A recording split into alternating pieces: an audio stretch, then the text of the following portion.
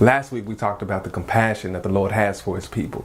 This week we're picking up where we left off in Mark chapter 8, beginning at verse 1 through verse 10. But first, let's start with some background. Jesus has already fed a large group of people. If you remember the story, he fed 5,000 people with 5 loaves of bread and 2 fish. It's important to note that the disciples were also there when he did this. Now let's get into the story. So 4,000 people followed Jesus for 3 days into a remote place. Jesus sees them. He has compassion on them because he's going to send them back home and he doesn't want them to go back without food. When he tells this to his disciples, they say a very interesting thing. The disciples answer and say, "But where in a remote place can we find enough food to feed all of them?" And here is the point I want to highlight. It seems like the disciples have forgotten the ability that Christ has. The disciples found themselves in a challenging spot.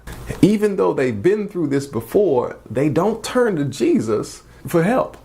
Notice, the disciples have been following Christ closely, but still that didn't help them to remember what he could do.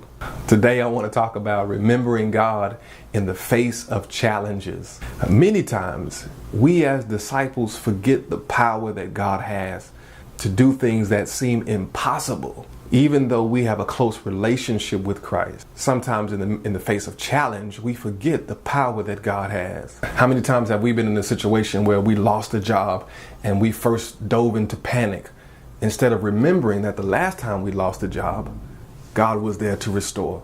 How many times do we get sick or get a terrible doctor's diagnosis and think life is going to end instead of remembering that somebody else went through the same thing and God delivered them too? How many times are we caught in a bad relationship argument thinking that the relationship is going to be over for sure after this one, but forgetting that God, he mended the relationship last time. The Jesus that we serve is awesome.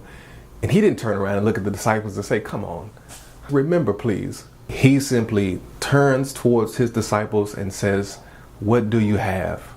What is Christ demonstrating in this?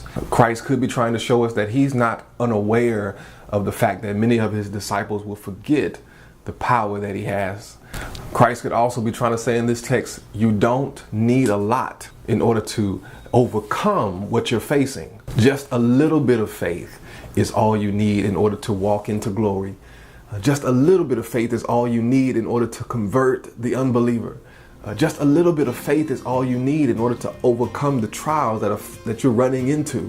Again, we're in the book of Mark chapter 8, going through verses 1 through 10. I have one more point that I want to pull out for you, but we'll wait till next week. So I hope you come back. Again, thank you for watching, and I'll talk to you.